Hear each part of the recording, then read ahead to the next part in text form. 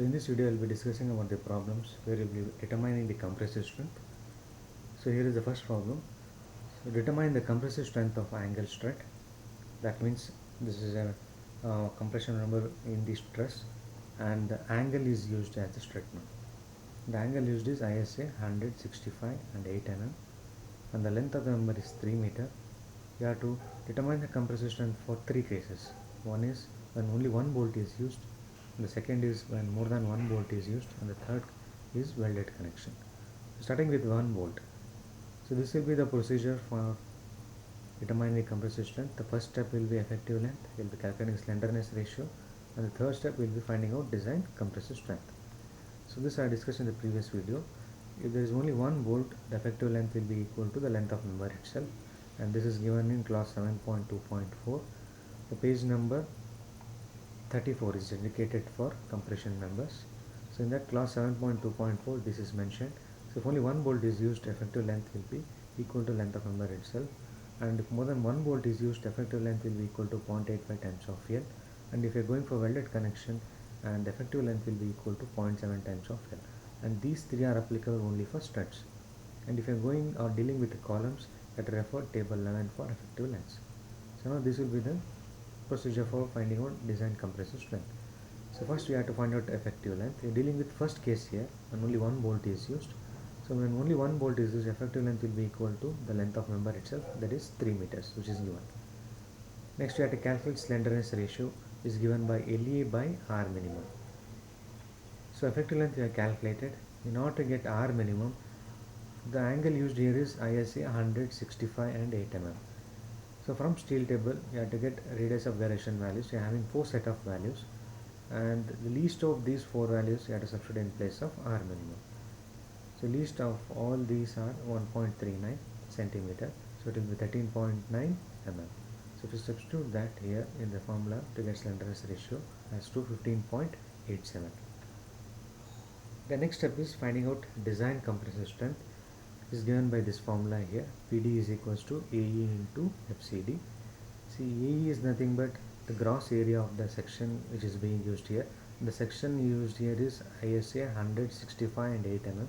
Its area can be determined from or get it from steel tables for this particular section, and its area is 1257 mm square.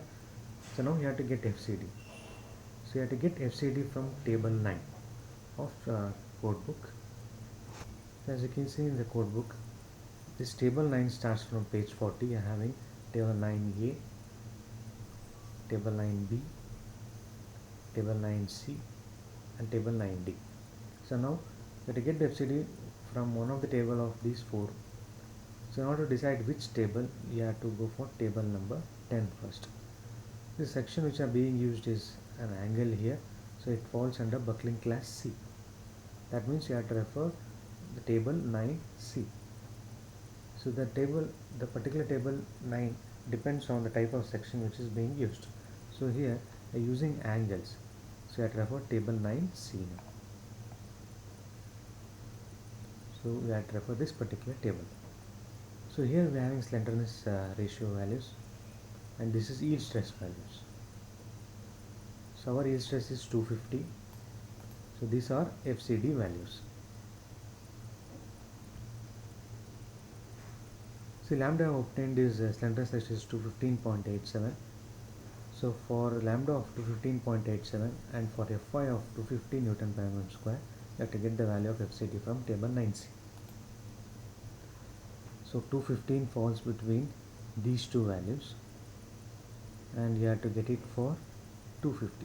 So our value of FCD will be between these two values, and if we interpolate, we will be getting this value as FCD from table 9C. So AE will be getting from steel table for the particular angle section, and FCD I have obtained from table 9C based on the slenderness ratio and yield stress of 250. So PD, the design compressive strength, will be 39.88 kN.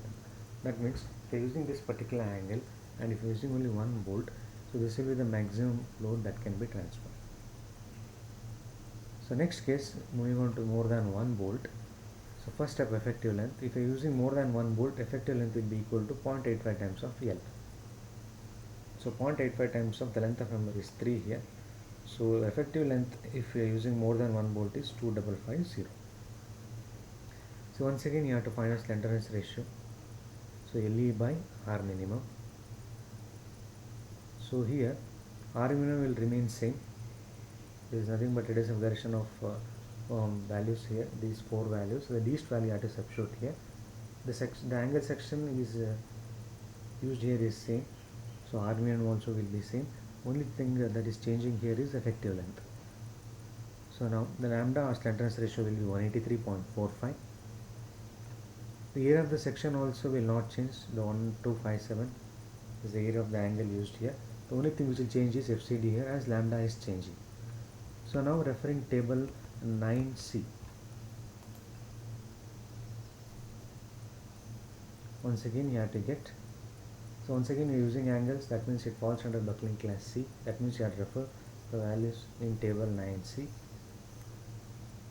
See, slenderness ratio value obtained here is 183.45. So it falls between these two values, and for 250 it will be between these two values now.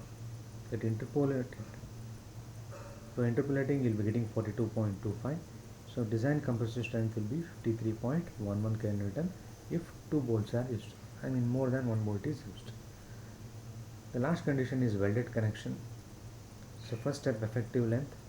So if I are going for welded connection, effective length will be equal to 0.7 times of L. This is for struts only. So 0.7 times of 3000 or 3 meters will be 2.1 meters. So once again calculate slenderness ratio. So this time slenderness ratio will be 151.07. Finding out design compressive strength, the area will not change, but FCD will change here based on this lambda, and that is slenderness ratio. From table 9C, the FCD will be 58.56. So design compressive strength will be this much. So this is how we will be finding out design compressive strength. So find out, we got the values for three cases now. Welded connection it is this much, and for connection with more than one bolt 53.11, and for the connection with only one bolt 39.88. So moving on to the next problem. So double angle struts ISA 90 by 60 by 8 mm is connected by a gusset plate of thickness 10 mm. The length of the strut member is 2.5 meters. So here once again we are dealing with the struts. The section used for the compression member is angles, particularly two angles, and the thickness, and this strut is connected to a gusset plate of thickness 10 mm, and the length of member is given, that is 2.5 meters. So now you have to determine the compressive strength of double angle strut for two cases. So the first case, when angles are connected on the same side of the gusset plate, and the second case when the angles are connected on either side of the gusset plate. So we'll be dealing with first case now, when angles are connected on same side of the gusset plate. You can see here this is the gusset plate of thickness 10 mm. Two angles are used here.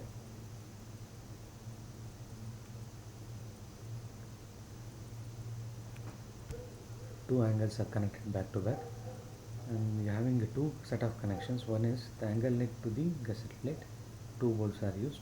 The other one is the connection between two angle legs. Once again two bolts are used here and here. So this will be the cross sectional view. So this is the thickness of the gusset plate, and two angles are connected in this fashion. So first we will be finding out the effective length. So we are using more than one bolt. So effective length is given by 0.85 times of L. So LE will be 2125 mm. The next you have to calculate slenderness ratio.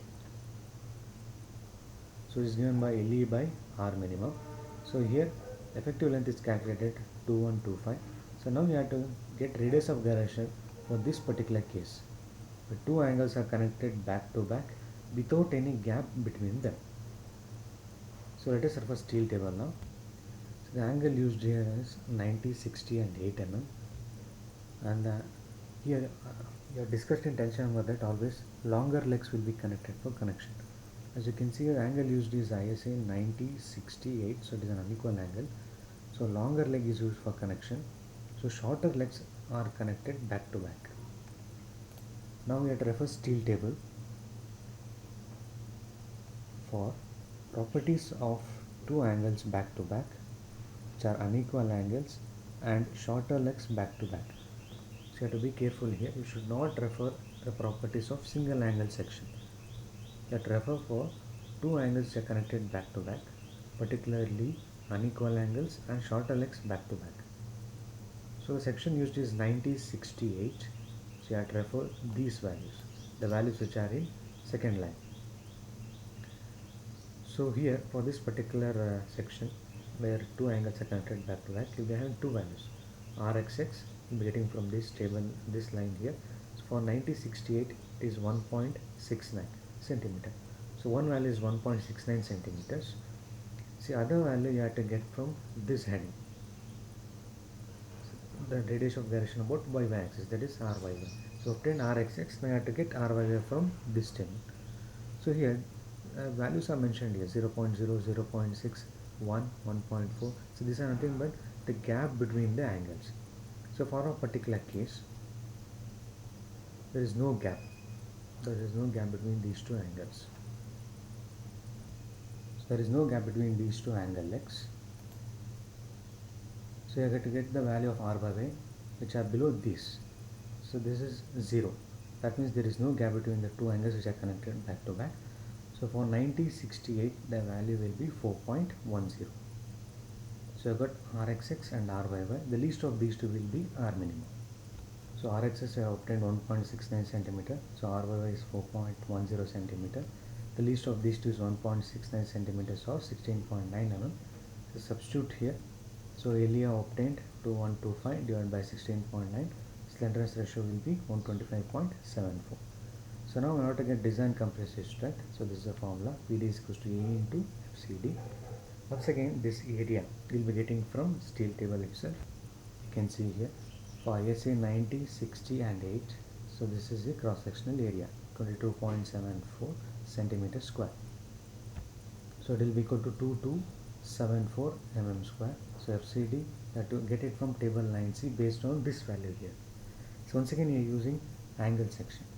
So referring table 10, it falls under buckling class C. So I have to refer once again table 9C. So based on the value of slenderness ratio and for Fy of 250, you will be getting the value of FCD here. So FCD will be 78.304 for this slenderness ratio. So we have got slenderness ratio of 125.74.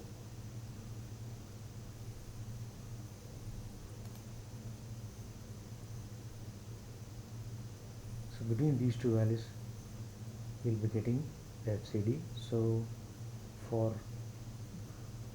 Fy of 250 the value will be between these two values. So by interpolating we will be getting 78.304. So the design compressive strength will be 178.06 km. So when you are connecting angles on the same side back to back, this will be the design compressive strength 178.06.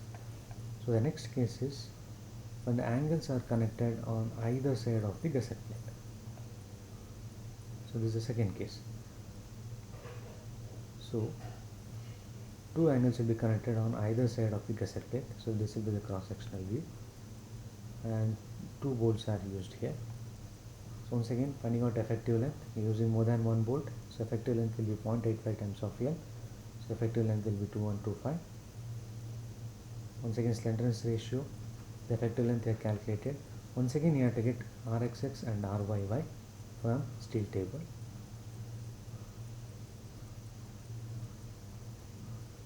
So you can see here. So now one angle is connected on either side of the gusset plate. So I said earlier that always longer legs will be used for connection. So this becomes a case. So the angle used is once again unequal angle. So this becomes a case of two unequal angles connected back to back. The longer legs are connected back to back with a gap of the thickness of the gusset plate. So the thickness of gusset plate mentioned here. So the thickness of gusset plate mentioned here is 10 mm. So in this particular case, so it becomes an unequal angle, longer legs connected back to back, the gap of 10 mm. Now you have to refer this particular table, properties of two angles back to back which are unequal angles. In this case, longer legs are connected back to back. So for 9068, Rxx will be 2.84 centimeter. This is the one value. So here you have to get Ryy. So now the gap between the two angles is nothing but the thickness of vessel plate, and that is equal to 10 mm, which is nothing but 1 centimeter. So you have to get Ry which are under this value. So for 9068 it is 2.6. So Ry is 2.6.